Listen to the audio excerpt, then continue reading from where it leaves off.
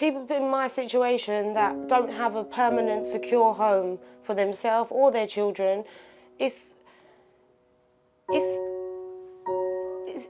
inconceivable to say how many things it affects in your life. 2-year-old Janaya and her big brother JJ are homeless. This is the kids' room. They're currently staying with their mum Nicole, a second-year philosophy degree student, in this hostel. What is this room then? This is my bedroom and the living room and where the children eat and I eat. Right, all in one room? Everything in one room. I've always tried to keep everything in budget for my children. They've never gone without. And now I can't even maintain a roof over my children's head. I can't keep them warm in the winter. I have nowhere for them.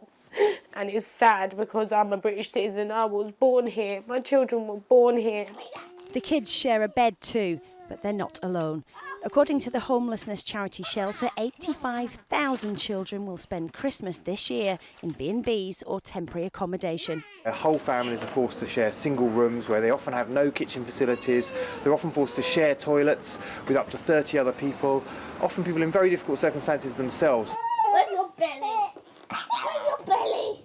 Although councils are legally obliged to rehome families in temporary accommodation within 6 weeks, Nicole has been moved 5 times in 4 years. After leaving her last flat because it was too cold and crawling with vermin, her local council say Nicole is voluntarily homeless. As a result, they won't find her a permanent home and are evicting her from the hostel, leaving her with nowhere to go. They don't care about us. They don't care if we die. They don't care if we live. They don't care if we're educated. They don't care if my children eat. They don't care if my children sleep in a bed at night. They don't care if we're ill. They don't care if we're happy, and they don't care if we're sad. All they care about is making sure their paperwork looks good. And I think that is about it. And for the kids, another move means more disruption. What is it like when you keep having to move all the time? It's kind of sad because I always make friends there, then I have to then I lose them, then I make a new school. I go to a different school, then I lose my friends. Wherever they end up, Christmas isn't even on the agenda right now.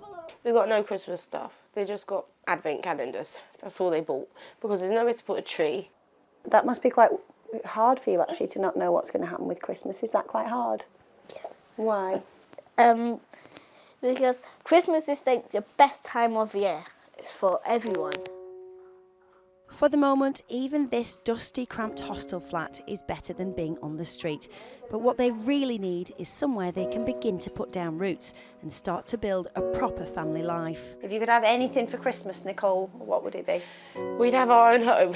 We'd have settled permanent accommodation. It's something that many of us have and take for granted.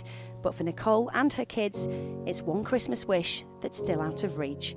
Ruth Liptrot, 5 News.